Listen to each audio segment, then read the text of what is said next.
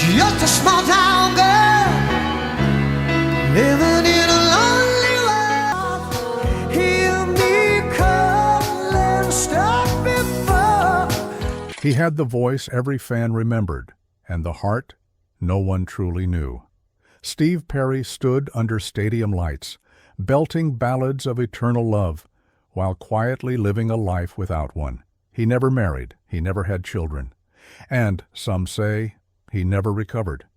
Because behind the legend of Journey, behind the anthems and sold-out tours, was a woman he once called everything. But when she walked away, something else left with her: his fire, his future, his forever.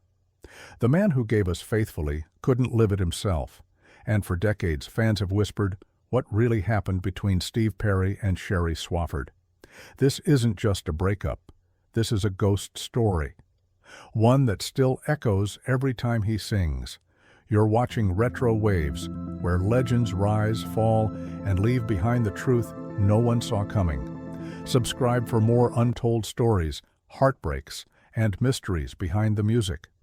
Born in Hanford, California in 1949, Steve Perry wasn't born into fame. He was born into longing. His Portuguese-American parents split when he was just 8, and he never forgot the sound of that door closing. Music wasn't just a hobby, it was an escape. He used a reel-to-reel recorder at age 12. By high school, he was mimicking Sam Cooke, Otis Redding, and Jackie Wilson, singers who didn't just perform, they pleaded. His first attempts at stardom failed. He joined band after band that fizzled out. One even dissolved the same week they were supposed to sign a record deal. But fate struck in 1977.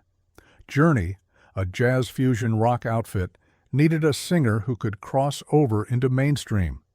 When Perry auditioned, it wasn't even a contest. He didn't just sing, he soared.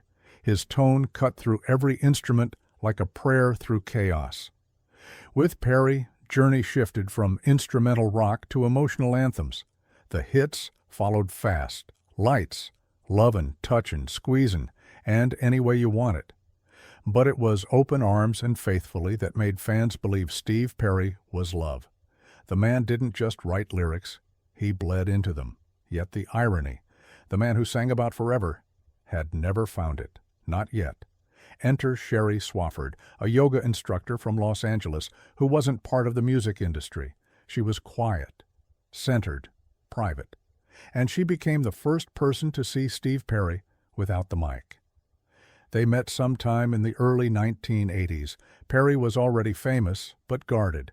Friends say she brought him peace, made him laugh. He called her Sherrie Baby in public and something softer in private. She wasn't a groupie. She wasn't using him. She was his. And when he wrote Oh Sherrie, it wasn't to chase a hit. He said it was the most personal thing he'd ever released. She appeared in the video, but reportedly, she hated the fame. It wasn't her world. Whispers in the industry suggested Sherrie pushed him to quit touring. Others claimed she wanted marriage and a normal life, and Perry just couldn't commit. He was already married, to the road, to the band, to the pressure. Journey was at their peak.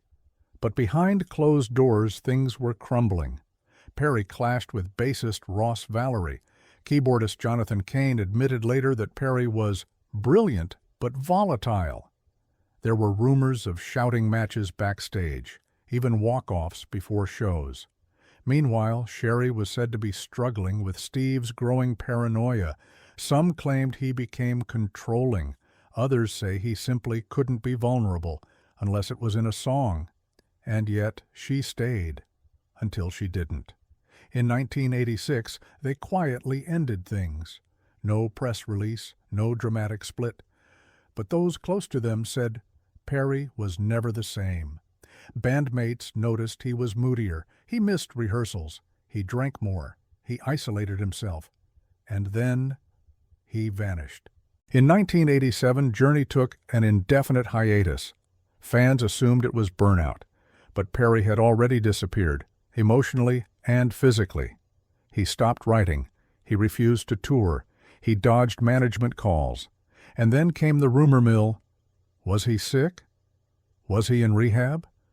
Did Sherrie's departure cause a breakdown, the truth? He was suffering from a degenerative hip condition, confirmed in later interviews. It made movement painful. Performing? Nearly impossible. But that wasn't the only pain. In a 2011 interview, Perry admitted he didn't feel inspired after Sherrie left. He said, "I didn't want to sing. I didn't want to write. I didn't want to be that guy anymore." He tried a comeback in the 90s with Trial by Fire. But during the promotional period, he vanished again. That time, his band didn't wait. They replaced him. He didn't fight it. Because maybe, deep down, Perry was done. In private, he never dated publicly again, never remarried, never had children. Fans speculated for years that Sherrie was his only true love. She never did interviews, never wrote a book, never cashed in. To this day, many believe he carried her memory like a sacred wound. For 24 years, Perry said almost nothing. Journey continued touring with new vocalists, good ones, but not him. Fans didn't forget. Every comment section, every Reddit thread. Where's Steve? He'd show up randomly. At a Giants game. At a friend's funeral. Outside a diner in California, but he always looked distant. There, but not. Rumors exploded in the 2000s. Some claimed he lived alone with a wall of vinyl records and refused to speak of the past. Others said he was secretly married and hiding a family. None of these were confirmed. Then, in 2011, he was spotted at a cancer benefit, smiling, and in 2018 he returned with an album called Traces. But this wasn't arena rock, it wasn't Journey 2.0, it was stripped down, reflective, quiet. And the lyrics? They weren't about stadiums. They were about memory, loss, her. One song, Most of All, had the entire fan base whispering, "I miss you most of all." He never said her name. He didn't have to. Steve Perry never married, never had a public relationship after Sherrie, and never chased the spotlight again. He once said, "When someone touches your heart, they never really leave." Maybe that's why he walked away. Maybe that's why he only returned when the pain became melody. The man who gave the world the greatest love songs never lived one of his own. But maybe that's what made his voice timeless, because he wasn't just singing about love, he was singing to it, for it. And maybe still waiting on it. And the woman who shattered him, she didn't just end a relationship, she ended the version of him that believed in forever. And that echo, it still lives, in every note he never sang again,